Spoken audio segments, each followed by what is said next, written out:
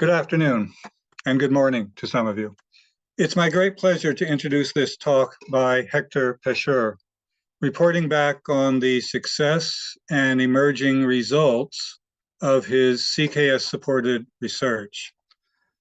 I dare say he is proof of how well the CKS system is working in making possible cutting-edge research by Khmer, French, and US citizen scholars, demonstrating how, despite various challenges, CKS is helping to make possible state-of-the-art intellectual work on a broad spectrum of topics and issues. I confess there is an element of organizational self-praise in what I'm saying, but the fundamental and key point I'm trying to make is how much the quality of research on Cambodia is improving. In Hector's case, this advance is in regard, among other things, but most remarkably, to the ever more extraordinarily important role of the various Chinas and the various historical and contemporary Chinese vis-a-vis Cambodia's longue durée and current society, economy, politics, and international relations. Today's topicality of this issue is much commented upon and written about, including in path-breaking works by certain members of the CKS board, but otherwise all too often in cliched, romanticized, demonizing, oversimplified, and even propagandistic ways, which, to my mind at least, sometimes takes almost racist forms and could be described as bloody-minded Beijing bashing. Now that I've gotten that out of my system, I simply mean to say what a joy it was for me to see the kind of in-depth, on-the-ground, immersive work that Hector's been doing, work that I read as profoundly humanizing his subjects and his subject and his interview subjects, making it possible to begin really to make sense of the worlds that all of us who spend at least considerable time wandering around the streets of Phnom Penh and other towns and traveling in the countryside encounter in those places. And I mean particularly the various kinds of Chinese worlds that we increasingly see in so many places. It's true that Hector is not the very first to begin seriously and profoundly to delve into these universes. There is already some very good recent work that has looked into them, but that only means that this field, which could still be called a mini field and also something of a political minefield, is now developing to the level at which real debates can be intelligently, critically, and sympathetically waged. It can also help us to think about the extent to which we might need to revisit what we thought we knew from the few scholarly works we have about China and the Chinese in Cambodia and in relation to Cambodia in the past, by which I mean before 1993. For example, how right are we to believe the standard scholarly argument that compared to other colonized, decolonizing, and post-colonial places in Southeast Asia, Chinese were relatively less demonized and ostracized and relatively more assimilated, including into the leaderships of anti-colonial movements and the post-colonial ruling strata, such as in the Sangkum Rihniyung period. Also, how important is it for us to take a more extensive and profound look into the rise or emergence of anti-Chinese attitudes during the Khmer Republic period that exploded into anti-Chinese riots towards the end of the regime, during the rule of the Communist Party of Kampuchea that evolved into an obvious but unprosecuted genocide of local Chinese, included extermination of Chinese members of the party itself. Then during the years of the People's Republic of Kampuchea that entailed systematic discrimination against local Chinese and precipitated the deaths of thousands of Chinese asylum seekers forced back into Cambodia by the Thai army. And finally, during the anti-Chinese turn taken in 2003, when government orchestrated anti-Thai protests got out of hand and started also violently attacking both Vietnamese and Chinese businesses. So Dare we ask ourselves whether the current circumstances of vastly expanding Chinese presences and forms of Chineseness in today's Cambodia might somehow end badly for those Chinese, for China, and for Cambodia itself? It's certainly something about which I worry and which might need to be addressed by scholars and others at some future date. As for here and now, I hand things over to Hector and reiterate to the audience the importance of paying attention to the great work he is already doing, as is going to be laid out in his PowerPoint presentation. Hector, the floor is yours. Yeah, thank you very much first, Dr. Steve. So first of all, I would like to thank the Center for Khmer Studies for giving me the opportunity to do an essential part of my PhD. I would like also to thank all the members of the team for their invaluable support and help in enabling me to carry out this project, which is really important for me. So I will now share you my screen. Okay.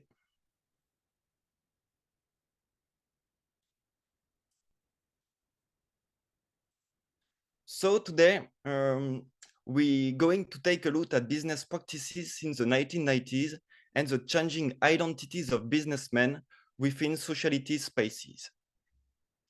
First, after a brief introduction to the subject, we will focus on the major issue at stake and the research objective. I will then present my methodology before going on to describe my field of study and a few examples of the spaces I have studied. Then I will present you my initial finding. Exploring the history of businessmen and their practices in Phnom Penh since the 1990s, this research focuses on the evolution of businessmen practices within the space's sociability, through time, and the different phases of immigration within the kingdom.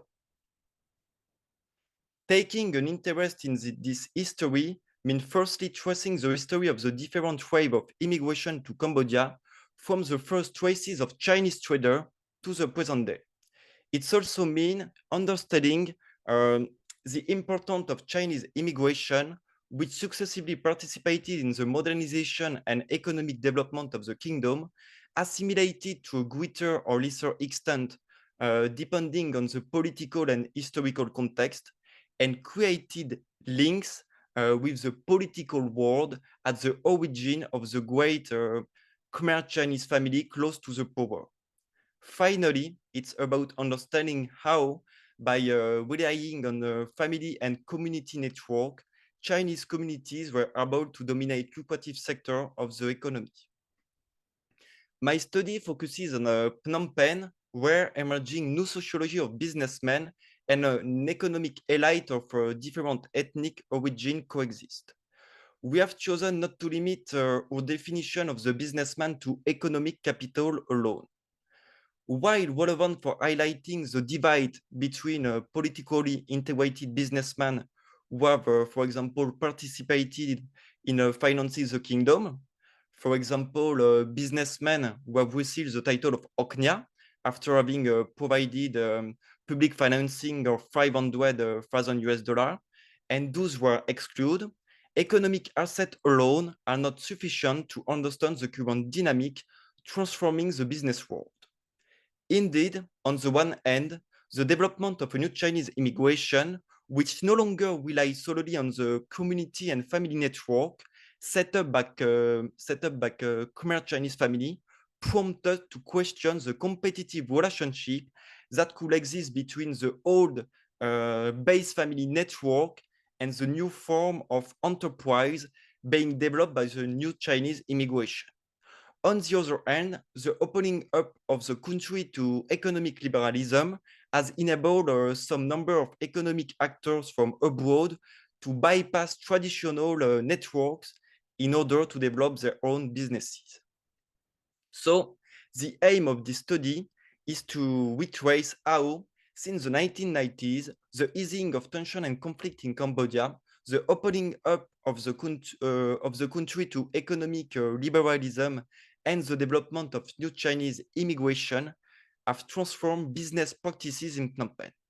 Whereas before the mid-1990s, the Chinese presence in Cambodia was dominated by acculturated Khmer Chinese who operated in most of the lucrative sector of the economy, a new Chinese immigration is now responsible for reaffirmation of the Chinese model and strong identity markers.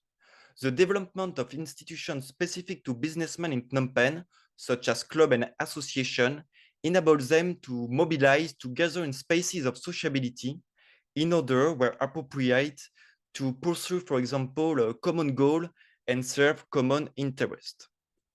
So, this research seeks to understand the role of community organization and family network in mobilizing and structuring the capital business community.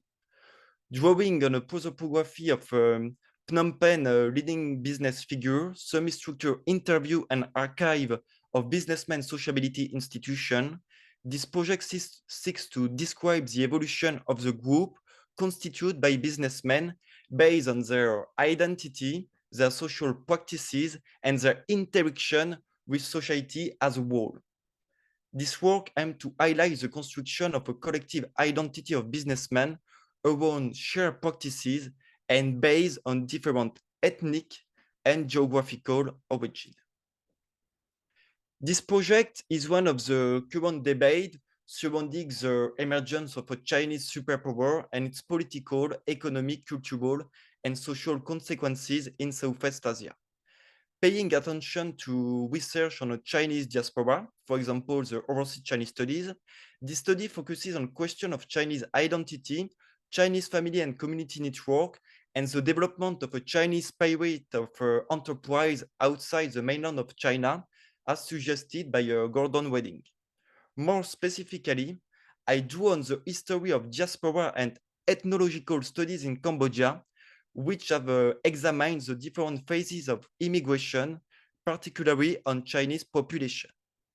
As the history of businessmen has long been studied through the prism of the history of enterprise in Cambodia or major investment around ASEAN and the macroeconomy, the aim is to look more closely at questions concerning the development of spaces of sociability in Cambodia, which bear witness to the transformation of businessmen practices and the development of structure, bringing them together. Finally, the tool and work of the sociology of elite provide invaluable assistance in defining the businessman in Cambodia. This allows us to examine the historical context in which a social group of businessmen was formed and how some organizations, such as business club and chamber of commerce, contribute to the cohesion of the group, the development of specific practices, and the creation of a new profile of businessmen. Now we're gonna to take a look on my research objective. First, it's really important when taking an interest in the spaces of business sociability in Cambodia, and more specifically those of the Khmer Chinese and Chinese communities, taking a long-term view and understanding the evolution of this network according to the different policies and phases of immigration within the kingdom. Since the 1990s, a new wave of Chinese immigration have been developing within the kingdom, marking a break, a split with previous phases of immigration based on a different sociology, language, and representation. Among the Khmer Chinese, for example, in order to understand the relation, they have maintained or still maintain with the political class, military class, we need to distinguish between the old Sino-Khmer family close to the power, who belong to lineage of Jewish Chinese merchant families who have established themselves in Cambodia, and a new generation of Cambodia come back, for example, after the war. Besides, established during the protectorate by the French authorities 1863, Chinese communities were separated into 5 ethno-linguistic groups, so Hokkien, Cantonese, Hainanese, Teochew, and Hakka, in order to better control the Chinese population. the French authority also favors the immigration of female population from China, which slow down the assimilation process by encouraging the Chinese to intermarry and westernize. A study of this of this whole congregation, it's really essential from my research in order to follow the evolution of this structure over time and to study community and family network. Even then, William Wilmot in the 60s pointed out that this congregation constitutes a state within a state. The head of the congregation managed the social organization of the various Chinese communities, for example, collected the tax that the French then collected, and were responsible for maintaining order. The separation of the Chinese community into 5 ethno-linguistic groups already raised questions about its unity. For distinction between a Chinese community, we propose, in line with existing work, to first distinguish between the Bukwayo, who refer to the ancient Chinese immigration to Southeast Asia, and represent the successive wave of Chinese merchant and coolies, and the Xiyimin, who refer to new Chinese migration from mainland China, Taiwan, Macau, or Hong Kong over the last 40 years, and who, in the word of Daniel Tan, live voluntarily and maintain close relations, both with their home of origin and with their communities scattered around the world. However, this first definition is not sufficiently relevant and satisfactory for a study of Chinese communities in Phnom Penh. On the one hand, it does not take into account for the different ethno-linguistic groups that structure the Chinese community in Phnom Penh. On the other hand, it doesn't allow us to distinguish, as Daniel Tan mentioned, between local citizens of a Chinese origin, are local Waren or Wazhu, and descendants of Chinese immigrants of or inter-ethnic marriage who have ceased to consider themselves Chinese, and we call them Wai. What's more, among the new wave of immigration since the 1990s, some are made up of Khmer Chinese who have fled the country. They are to be distinguished from the Chinese community who remained during the Civil War and had to hide their ethnic origin. So today we can say there is a Protean community in Phnom Penh, and we also suggest that the term Xiyimin is really too broad and does not reflect the migratory realities of present-day Cambodia. Current Chinese immigration to Cambodia is really Protean. We propose from this research to separate it into different categories. First, we have a Chinese businessman with individual background wishing to invest in Cambodia, occasional and opportunistic immigration, unsustainable, and there is no assimilation. Then we have Chinese Cambodian businessmen investing in a large scale in a sustainable project who have generally obtained a Cambodian nationality after financing major investment, after buying it, and they generally have the title of Oknya, allowing them to obtain privilege and invest in them. They usually are very close to the power. And we have the return of a Sino-Khmer businessman, which is really different from Chinese Cambodian. Sino-Khmer businessmen who fled the country during the Civil War and are investing in Cambodia for the long term. Some of them have a title of Oknya too, and they enrich themselves during the 1990s through an alliance with a military and political class. Some are close to the government. Many of them have completed their academic careers in Western countries and are perfectly assimilated.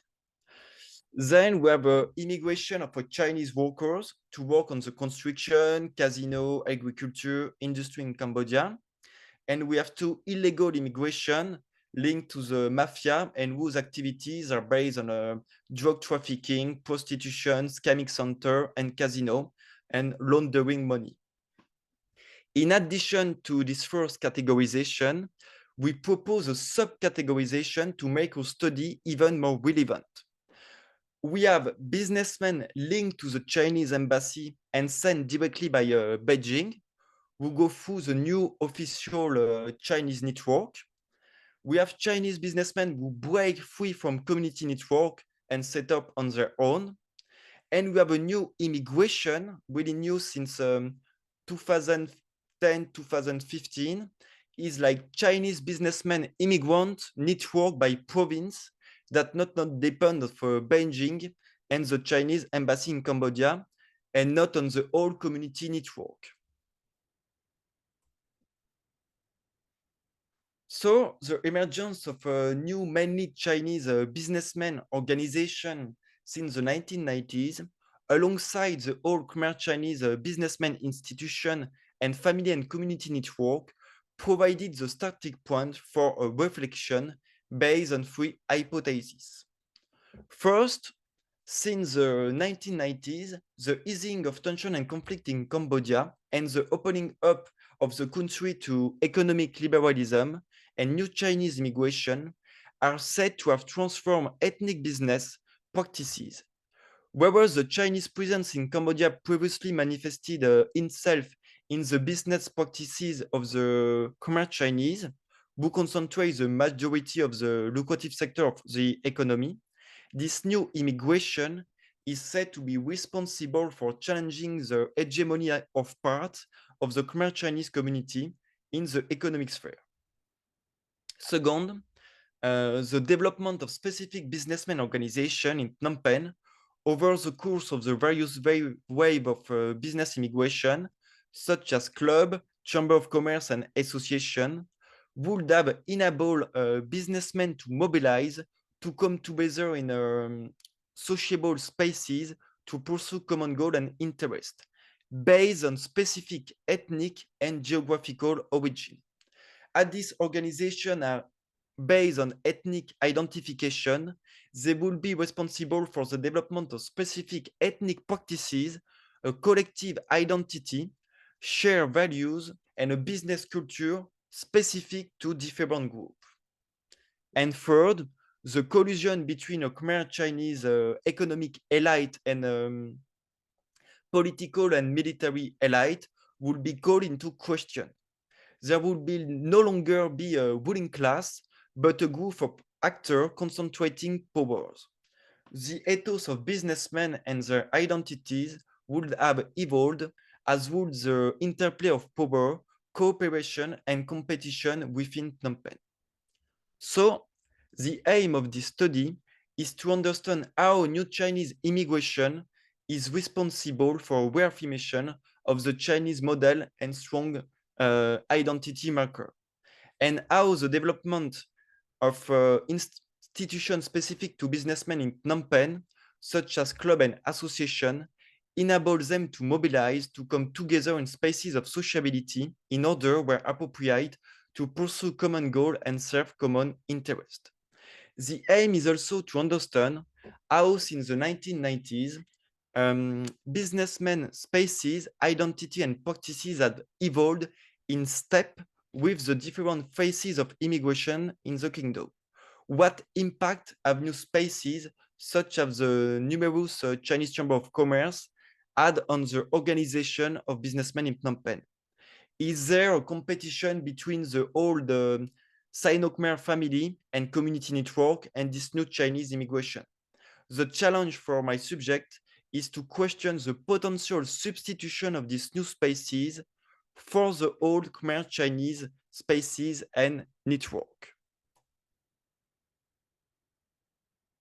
So the objective of the fieldwork were to first show the role of these new spaces on business practices by structuring businessmen on ethnic group, highlight the evolution of these sociability spaces since the 1990s by looking at the socio-economic profile of members and the ethnic identification in order to question the role of new Chinese immigration on the transformation of these spaces.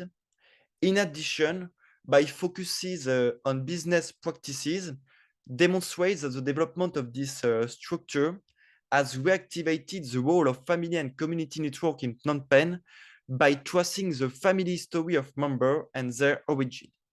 To understand the interaction of businessmen within these closed spaces, but also their interaction within the social spaces outside this structure with local actors in Phnom Penh. And finally, study the relationship and network that may exist between acculturated Khmer Chinese and new Chinese immigration. We will now turn to my research methodology, which is based on 39 interviews with businessmen in Phnom Penh and a monograph also of some businessmen spaces in Phnom Penh. So for my practical approach, in parallel with the question of a contemporary database on businessmen, enabling me to draw up a prosopography of the capital business community, semi-directive and non-directive interview with businessmen from Khmer Chinese, Chinese, and Western association and club, and with other social actors within the city, constitute a first method of data collection. Emerging businessmen organization constitute one on the field of study in order to question and describe the evolution of the identity and practices of Khmer Chinese and Chinese businessmen. Three categories of businessmen organization are to be studied first. So Chamber of Commerce, Businessmen Club, and Business Association. These three categories provide the material for a study of new business network. They are, however, insufficient to account for the different phases of Chinese immigration to Cambodia on the one hand, and to highlight the cleavage existing within Phnom Penh Chinese communities, organized and structured by various institutions on the other. To this end, we have extended our study to the former Chinese congregation, which today are association marked by ethno-linguistic group, religious spaces under the authority of specific structure, with a bear witness to the cult of traditional Chinese, some Chinese school under the authority of all Chinese association or of Beijing authority and the Chinese embassy, which mark really a split between the spaces intended for Khmer Chinese community and the new Chinese immigration. We take a look too on a public institution such as the Cambodian Development Center, which play a big role in the dialogue between businessmen through the network and the Cambodian government, and with some ministry. In addition, as the businessman is an actor who interact with other social actors outside the company, it was necessary to broaden our field of research to include other local actors, such as political actors, with close ties to the business world, and some local journalists. Because limiting our interview to businessmen would mean cutting off our study of the origin and history of Phnom Penh Khmer Chinese population, which will make it impossible to understand the different phases of immigration, assimilation, and the formation of family and community networks based on shared practice.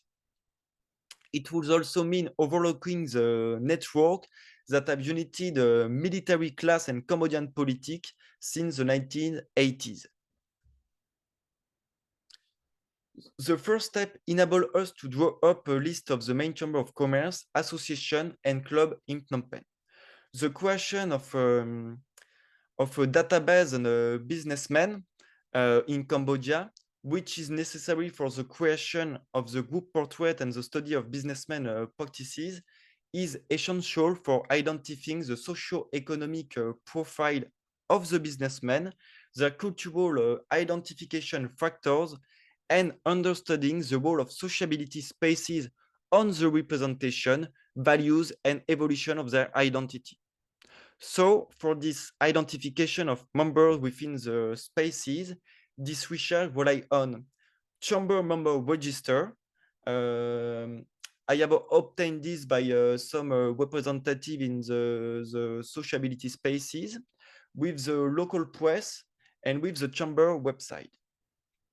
After, for my interview grid, the topic discuss provide information on first the businessman, like his position, his title, if he's Khmer or not, his sector, his academic background, his origin.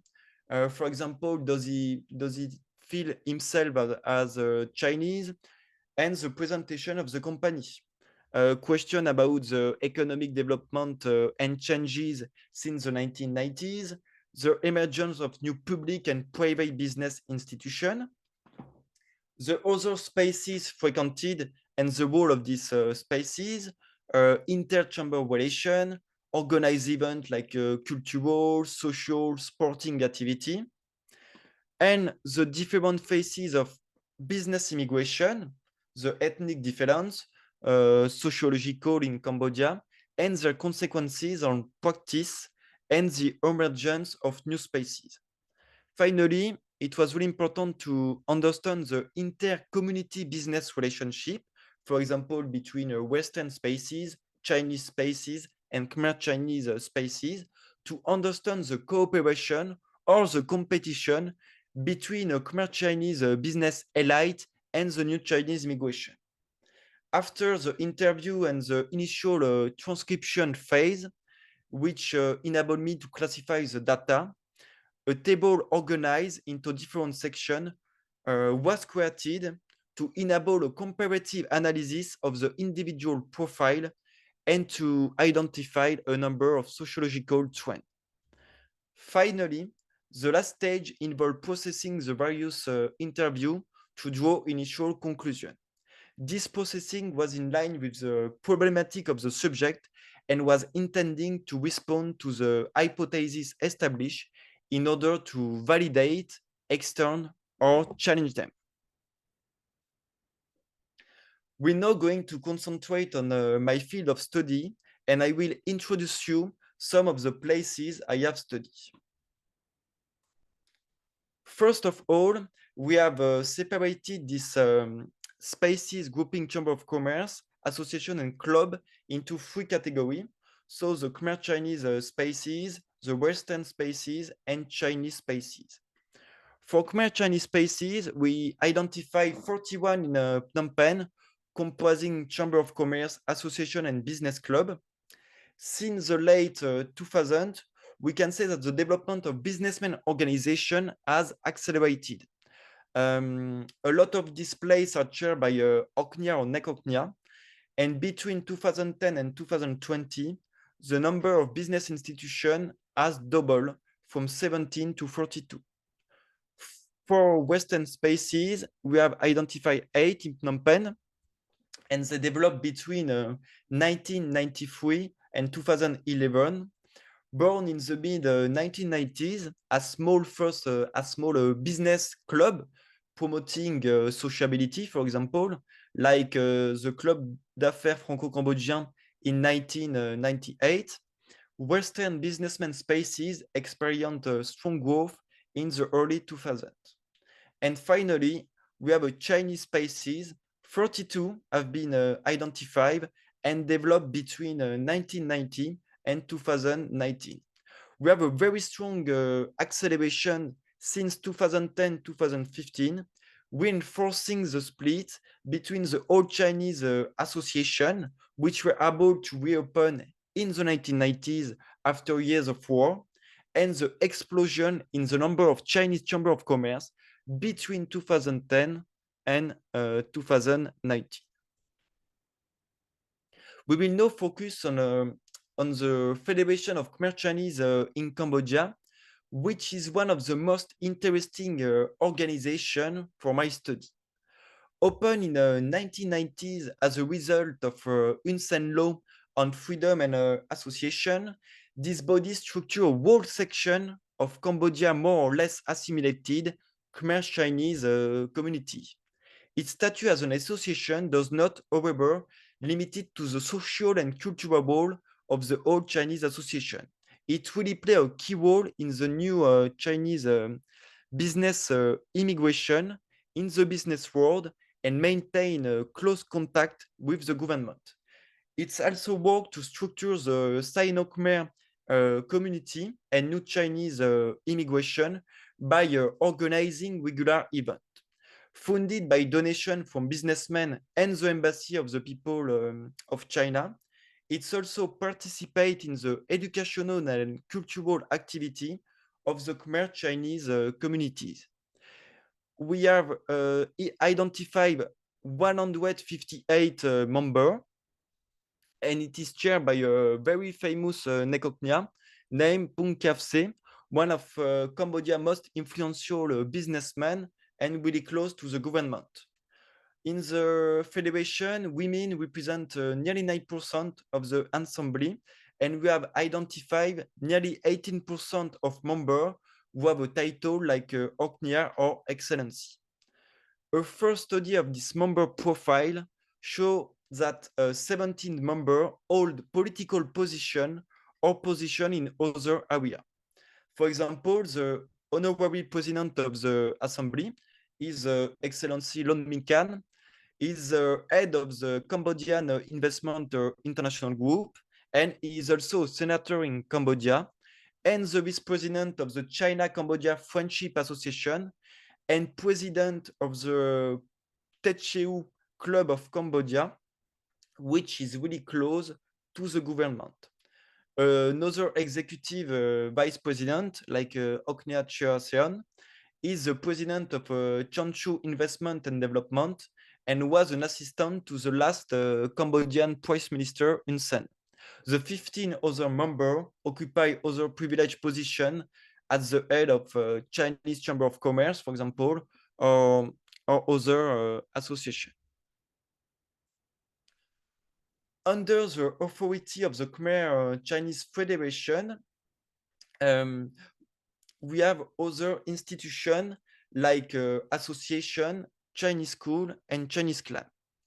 First, for the association, we have 5 Chinese associations who are members of the Khmer Chinese Federation. These are the Tetcheu Association of Cambodia, Aka Association of Cambodia, Kwangchu School of Cambodia, Hokkien Council of Cambodia, and the Hainan Association of Cambodia.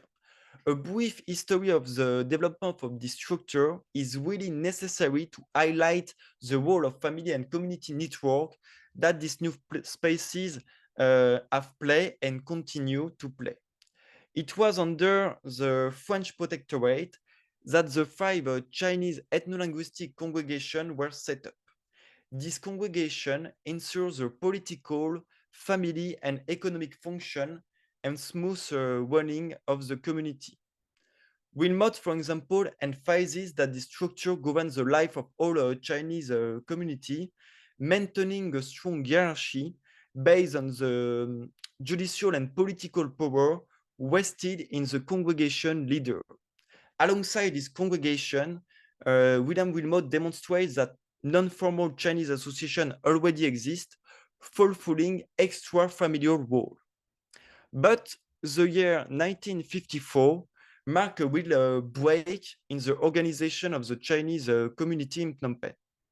Indeed, just before Cambodian independence in 1953, followed by the establishment of the Sangkum by the king, considerably reduced the power of congregation and chief.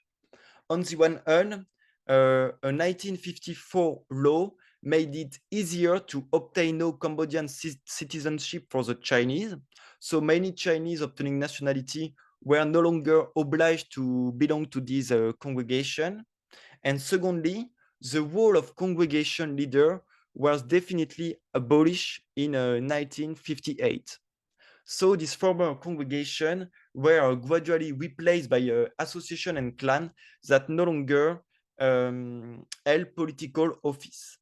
By taking care of funeral ritual, banquet, and sporting event, they help in, like William Wilmot said, to maintain the cultural identity of a Chinese culture and provided employment for Chinese workers. This association also play a networking role, acting as intermediaries between Khmer authority and Chinese dignitaries, and encouraging Chinese immigration to Cambodia. Nowadays, this association still play a leading role in organizing the social and cultural life of a part of Cambodia Chinese population, responding to more modern form of organization based, for example, on a festive event, banquet, sporting event, and a meeting place for businessmen. Already at the time, in the 1960s, William Wilmot shows a sociological change that had taken place following the end of the congregation. Like he said, the chief gradually gave way to wealthy businessmen. Finally, we have the question of education and Chinese school, who is also very important to understand the role played by a Khmer Chinese Federation in the spread of Chinese culture and identity during the 20th century and today. It's also necessary to distinguish between a school serving the more or less acculturated Khmer Chinese community, founded at the end of the 19th century and the beginning of the 20th century by a Chinese congregation, and the new Chinese school aimed at new Chinese immigration, which has opened recently. These two types of schools do not cater for the same communities and are based on different in model and values. We have identified 8 schools under the authority of this federation, 3 of which were opened in the first half of the 20th century. For example, we have Wu Qiong School, founded in 1942 by the Henan Association. Closed during the Civil War, it reopened in 1992 at the request of the Henanese Association. This question of funding for this establishment is also an indicator for differentiating between new Chinese school aimed at recent business immigration and funded by the Chinese government and embassy, and those aimed at the Khmer Chinese community. In addition to helping to spread Chinese identity and culture, while maintaining community cohesion within the Khmer Chinese community, this school have a dual objective according to the school authority and the Hokkien Council, like they say. Under the leadership of Director Hong Shun, the school is run with the aim of inheriting Chinese tradition, promoting friendship between Cambodia and China, embracing the civilization of the 4C, and the pair of society.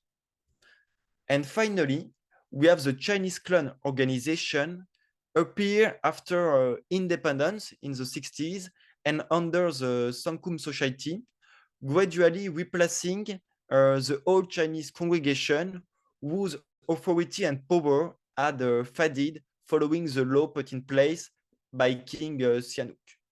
Like the new Chinese association formed in the 1960s, as mentioned by William Wilmot, this Chinese clan association met the educational, employment, and cultural need of the Khmer Chinese community, which also responding to the new immigration in the 1960s based on a different sociology. Although they have no political function, but the clan association play a social, cultural, and ritual role. 14 Chinese clan associations are currently under the authority of the Khmer Chinese Federation. And as part of this desire to maintain a common cultural identity and social and religious practices, the clan respond locally to the various needs of the community, starting with the need for a form of social protection, enabling economic needs to be met and jobs to be provided. The management of worship service and cemeteries within localities is also under the clan authorities. As far back as the 1960s, William Wilmot shows that the degree of assimilation of Chinese communities depend on the type of funerals they held. Burial in cemeteries means that Chinese population were not acculturated to the Khmer to the Khmer tradition, whereas cremation testified to a high degree of acculturation. Community cohesion was also maintained by the organization of regular events and the setting up of charity to foster mutual aid, sociability, while helping to spread Chinese culture. The Chinese Clad Association aimed to manage their communities themselves, to organize themselves by setting up a parallel economy, to substitute themselves in a way for the state in the interest of their community through some network and organization which have developed over time. Now we're going to take a look on the Cambodia Chamber of Commerce. So for this space, we were able to identify nearly 1,000 members, which 183 are women. In order to examine the socio-economic profile of members, we focus first if they have obtained, for example, or not, the title of Oknya, which is really a relevant indicator to show the political and economic influence of members. In this chamber, 143 members have obtained the title, which is really a lot for sociability spaces, given that the number of Oknya is estimated between 1,000 1,500 individual people in Cambodia. If you also take into account other titles like Excellency, for example, we have 169 people who have a title. Nevertheless, this initial research points to cultural diversity within these spaces. Unlike Chinese social spaces, which reflect identity factor within their organization, an initial study shows that more than 106 people were members of other business or political organizations, such as club, NGO, and some ministry. This figure also appears to be largely underestimated, given some difficulty in gathering information of the profile of some members and their membership. Nevertheless, this initial estimate highlights the social fabric and network on which businessmen rely to strengthen their influence outside their company and so to some specific social network. Now about the Chinese spaces. A first study of Chinese spaces has highlighted a first divide between the Chinese spaces of mainland China, Macau, Hong Kong, and Singapore. In addition, within the various areas of mainland China, there is a real split now between Chinese areas under the influence of the Chinese embassy and Beijing, and the new area that belong to different provinces of China, like Hubei, for example. Under the Chinese umbrella, the most influential Chinese Chamber of Commerce is Cambodia. With 200 active members, it was founded in 1996. It acts as an intermediary between the Chinese and Cambodian authorities. It's highly selective and very close to the outside world, and only leading businessmen can become members, often after a long month of apply and waiting. For the other province of China, we find the China, Hong Kong, and Macau Expatriate and Business Association, the Hong Kong Business Association, and the Singapore Club. And there are a lot of business associations in each Chinese province that do not report to the embassy. These are small chamber of commerce and association that promote business investment by a province new network. And they opened between 2010 and 2019. These different areas highlight the fact that there is no unity among the Chinese in Cambodia, but rather a multitude of practices, vision, and representation that are not based on the same belief and ethnic group. Two dynamics seems to have emerged in the 1919, confirming the historiographical question surrounding Chinese immigration to Cambodia. On the one hand, there has been a split between Cambodian acculturated Khmer Chinese and the new Chinese migration since the 1990s. On the other hand, the overseas Chinese do not form a wall, and their practice do not seem to be based solely on a Chinese spirit of capitalism, as Gordon Wedding mentioned. This divide is all the more visible if we compare the old Chinese association, which were able to reopen in the 1990s after years of war, with the explosion in the number of Chamber of Commerce between 2010 and 2019. Finally, I will present you my initial result and conclusion after the fieldwork. First, the interview highlights the dichotomy between Cambodian Sino-Khmer businessmen and the new Chinese immigration based on different value and practices. This split is characterized by the construction of spaces of sociability, business and community that differ according to geographical origin and the historical context in which successive waves of immigration have taken place. There is no any unity within this new Chinese immigration between businessmen from mainland China, Hong Kong, Taiwan, or some province.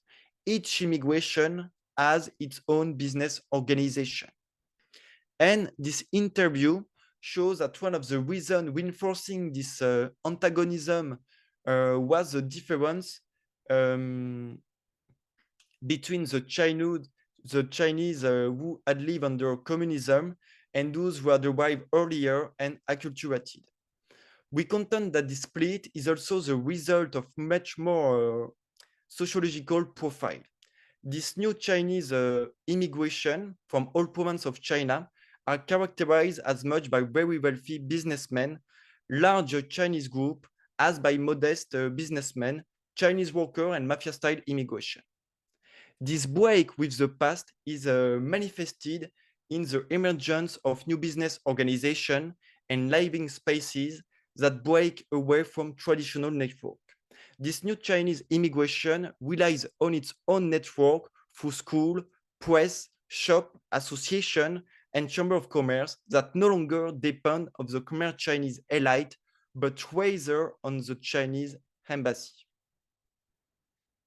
Then a monograph of contemporary business spaces was drawn up based on data collected to identify the evolution of major business institutions since the 1990s and the profile of their members. This monograph highlights the key role played by the business center in structuring the business world around common interest. Responding both to the establishment of sociability for by a member to build a network and a community life, these spaces bear witness to the different wave of immigration to Cambodia over time. From the birth of the first businessman spaces in the 1990s to the explosion in the number of Chinese Chamber of Commerce in the 2010, business spaces enable business people to attach themselves to spaces that act as an intermediaries between the Cambodian authorities and Chamber of Commerce and Association. The multiplication of spaces illustrates the competition that reign within the Phnom Penh business world. There is already competition between Khmer Chinese businessmen and newcomers, as the intermediaries role of the Khmer Chinese is not longer sufficient in the fate of the economic capital of Chinese business immigration and the partnership of major Chinese group directly with the Cambodian authority. Competition is also within the new Chinese immigrant communities, which do not work together and are based in a different areas and have different profile. Finally, it was through the evolution of business practices that the study was to question the changing identities of the businessmen in Cambodia.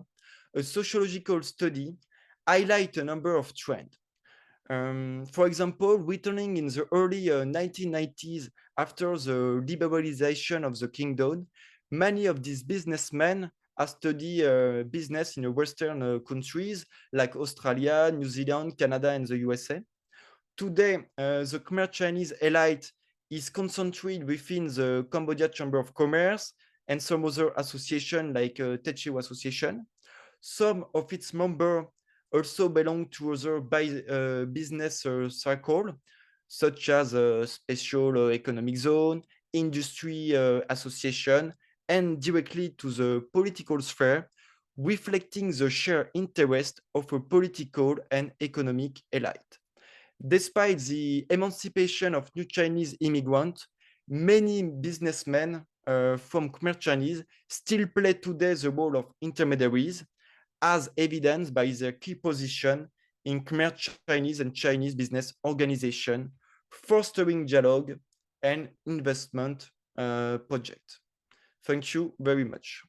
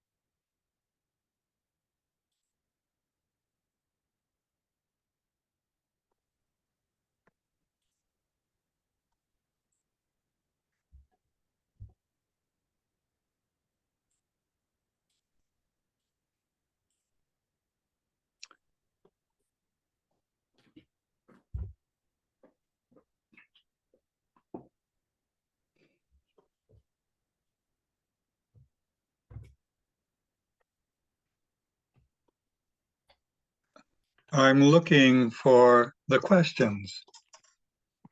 Maybe there's something.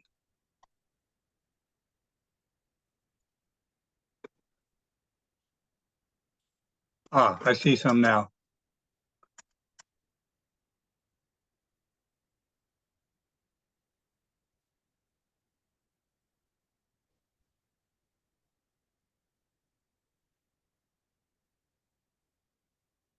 There's one question about whether you could tell us a little bit more about the Western spaces. Yeah, about the Western spaces, it opened first in the 1990s, where the country just opened, to liberalism. So at this period, there was not a lot of business institution because it was like the economic international bank managed the economic of Cambodia, and it was and this club were more like some small club of businessmen to share a network, to share sporting event, to gathering together. But it was more like not to do business, but it was more like ethnic origin group to share expatriate life and sporting. It was not really business association. But after this association become bigger. For example, the French Association, German Association, and Great Britain Association managed to create Eurocham today. This is a big association of European Chamber of Commerce, and they work together to build a new community network, to do some lobbying with the government.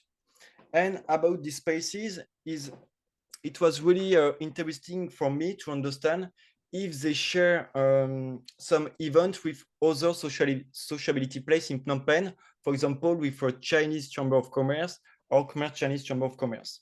So after discussion with the president of Eurocham, so the European Chamber of Commerce, it shows that they organize every month meeting with other business spaces, like, for example, the Cambodia Chamber of Commerce or other Western spaces like Australia and USA, but they don't have close relationship to the Chinese Chamber of Commerce, who look like really close. And when I go to interview some people in the Cambodia Chamber of Commerce, they say exactly the same. They say like the Chinese Chamber of Commerce or the association are more close to other association. Yeah. Okay, another question that seems to be arising is, can you speak a little bit more about the role of as opposed to the People's Republic of China, Chinese, on the one hand, and the Republic of China, Chinese on the other? What's the relationship there, if any? Yeah. So about this, we need to do a little bit history, because during the Civil War and during the Khmer Rouge, the China authority didn't do nothing in Cambodia, didn't try to help even Chinese in Cambodia. But after the 1990s, Beijing authority tried to be more closer to Cambodian authorities, and they begin to invest a bit. This is the time that the first institution of Chinese open in Cambodia. We open, not open, we open, like Cambo China, with the biggest Chinese association. And we can see the Chinese embassy become more closer to the Cambodian government.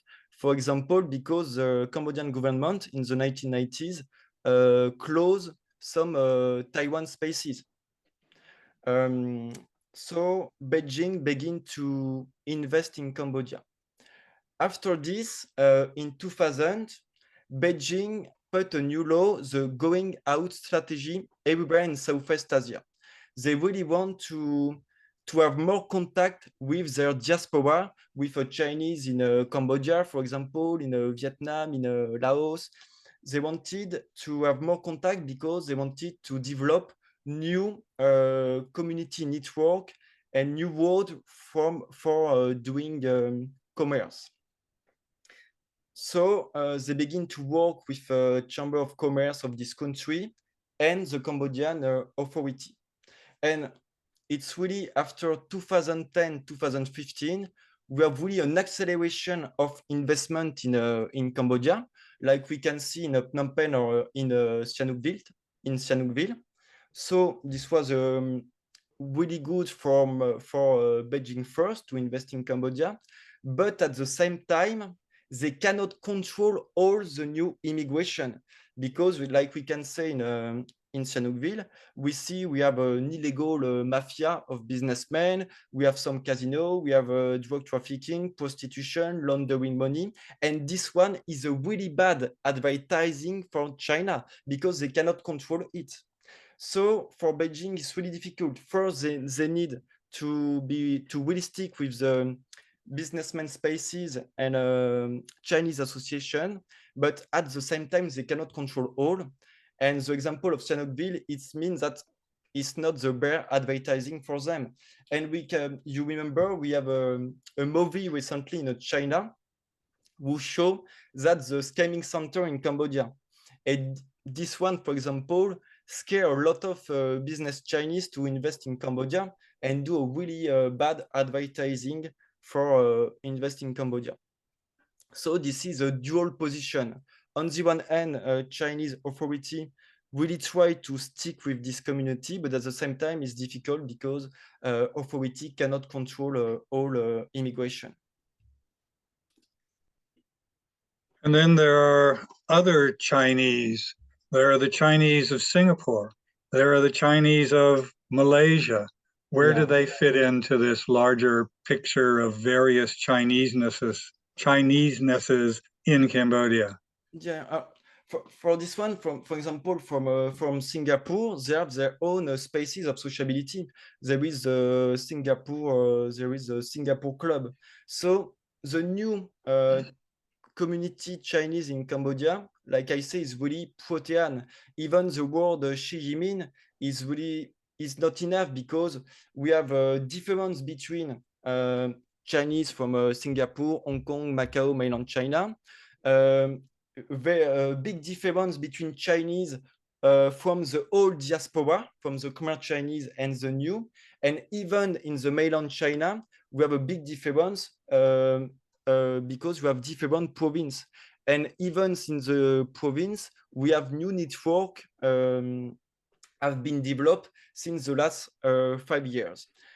For example, on the profile of the businessman, one of the big difference will be between there will be more difference between Khmer Chinese people and a newcomer that, for example, difference between Khmer Chinese and a Chinese from of diaspora in Vietnam.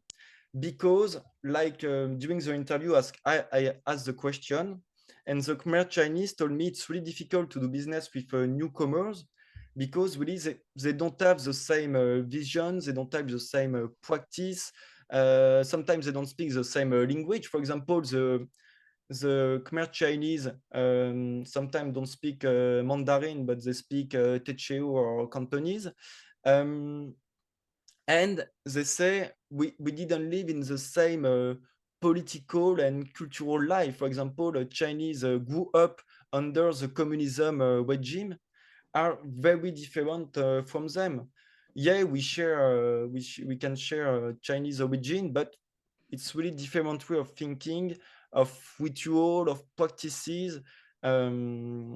So we sometimes it's really difficult to do business. I remember an interview with a business woman, and she told me, for example, when do business with Chinese, some Chinese from mainland China, when they have $1,000, they use this $1,000 at restaurant to buy a lot of food for sign contracts. And she said, for Taiwan people, us, we use that $1,000 to do the contract. So she said, it's every time different way of thinking and of behavior in practices, identities, and business. Even, for example, when I interview different people, different businessmen or businesswomen from mainland China, Taiwan, or Macau, you really have different way. For example, just the clothes, they don't wear the same clothes, they don't speak the same. Everything is different. Then there's there are other groups, other Asians. So we also have Japanese spaces. We also have Korean spaces. And we even have still a few Vietnamese spaces. Can you say anything about the relationship between the various Chinese spaces and these various other Asian spaces? Oh, for this Japanese and Korean, they have a lot of influence, and they were really strong in economic, like 20 years ago, 15 years ago. For example, like 2005, we have a lot of invest from Japan. No, it's really more China, or we have a lot of invest from Korea too. From the relationship between the Chinese, it looks like the same that between Western spaces or Khmer Chinese and the Chinese spaces, it looked like really close. I mean, the Chinese spaces look like a really close world, and sometimes, like they say, they're open to the other spaces of in Phnom Penh of business institution, but it's really a close world.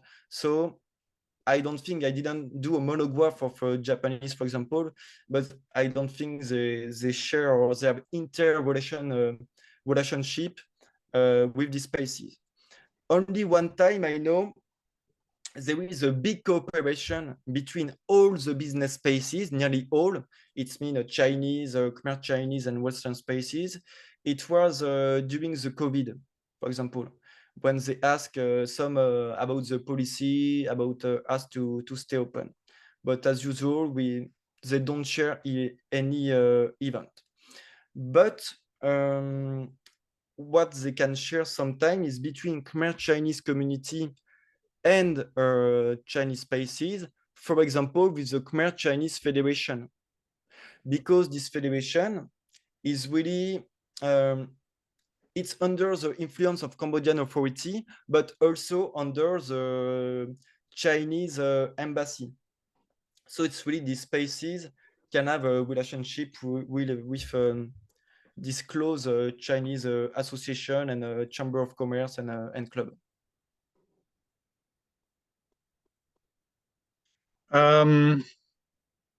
So, but if you look at it overall, all of these different other Asian spaces and influences in Cambodia, if you put them all together, what's the weight in terms of political and economic and cultural significance? What you mean? Well, I'm just thinking, you know, I talked in my introduction about wandering the streets of Phnom Penh and seeing these universes. And I'm thinking about the little part of Phnom Penh where I spend most of my time. And you know, there's a Malaysian Chinese restaurant on just across the road, and on the corner there's a Korean grocery store, and next to that there's a Japanese restaurant. And I really get the sense that, you know, the part of Phnom Penh in which I'm living is being Asianized in all of these various ways. And I wonder whether you have any inkling about what the overall impact of that is in terms of those presences and their effects on local culture, local politics, the local economy. Oh, yeah. Yeah, but I think it's really different depend of sociability spaces and ethnic group.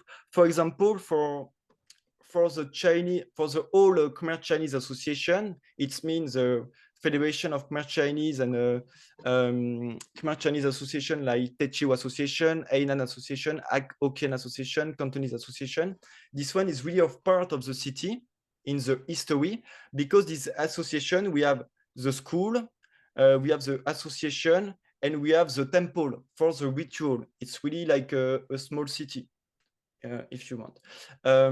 So this one, yeah, it's really a small city for association. But for the other spaces, like I don't know, the new Chinese spaces or Western spaces, it's totally different. Yeah. And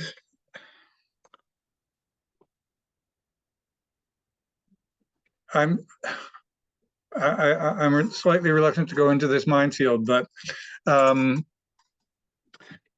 you sense in your dealings with the various Chinese spaces, organizations, et cetera, et cetera, et cetera, a degree of consciousness that they might have an image problem among the Khmer? Or is that something about which they're really not thinking? No, when I interview Chinese people, I don't think so. It was more maybe with some people, for example, from Taiwan or Singapore. They understand sometimes because of the image with Khmer people can have in Sihanoukville or the mafia, or because of the movie or the camp center, they can have a bad negative image in Cambodia. But finally, it's more sometimes when I doing interview with Khmer Chinese people, they don't want sometimes to be assimilated with the new Chinese immigration. They really want to explain their split. That's why they every time explain their history. They speak about their parents. They say it's really different because they didn't live in the same country and the same politic. And like a Japanese searcher says that it's really specific because the new Chinese immigration, which is split with the Khmer Chinese old immigration, shows that even if they share something, this one accelerates the split between the two communities, because when the newcomer arrive, they can see they are really different. They're really different in of thinking, of behavior, of doing business. And when I interview other Khmer Chinese businessmen, sometimes they could be like they say, they sometimes upset too, because they say some Chinese arrive with lot of money on the table and don't respect the network and the traditional practices of business. And one more, maybe because now we really have a competition between the old Khmer Chinese community network and the new immigration. Before, they still need really the Khmer Chinese to be an intermediaries. It still exists today, of course. But now with the large investment in Cambodia, the Chinese group can invest directly with the Cambodia government. So they don't need to have this whole network. They don't need to have relationships. They don't need to have a contact with them. Okay. I'm also wondering whether you've given any thought to comparing the Cambodia case to other places, either in Southeast Asia or in the wider world. I mean, is Cambodia a kind of unique case with regard to all of this, or are there other cases that are similar? For example, in Southeast Asia, we have a lot of Chinese diaspora too. But about the Chinese case, yeah, I feel it's really really unique because of the immigration of merchants and coolies in Cambodia really participate to build the country, to modernization of the economy, to they bring, for example, the money to even to build the city. So they really participate to build the country. They were every time close to the power in Cambodia. We still have today Cambodia today is really controlled by a very powerful clan, Khmer Chinese clan, Khmer Chinese family. And because even, for example, like we studied during the French protectorate, the French still need the Chinese to control the economy because they say the Chinese control everything in Cambodia, for example, the lucrative sector. So yeah, I think Cambodia is really unique about this. And even in Phnom Penh, all the businessmen, all the people, they are Khmer Chinese. They are Chinese descendant. So it's a mother or grandfather or grandfather, but they are like all Chinese. All the businessmen are Khmer Chinese origin. Very good. I think we may have exhausted most of the questions at least now. Is there anything else people would like me to try and address?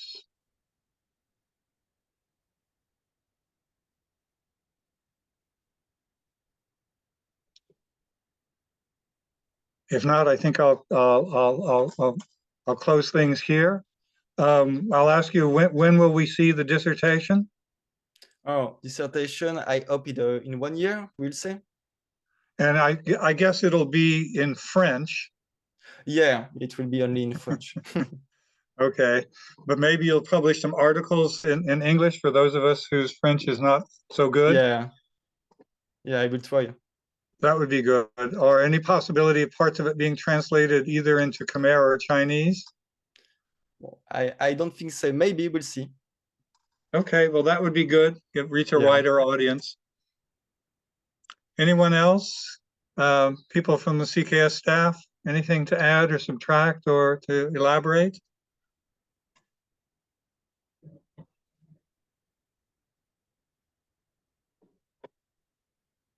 Okay, then. Well, thank you very much. It was absolutely fantastic. Like I said, the depth and breadth of what you're doing is genuinely amazing. Thank you very much.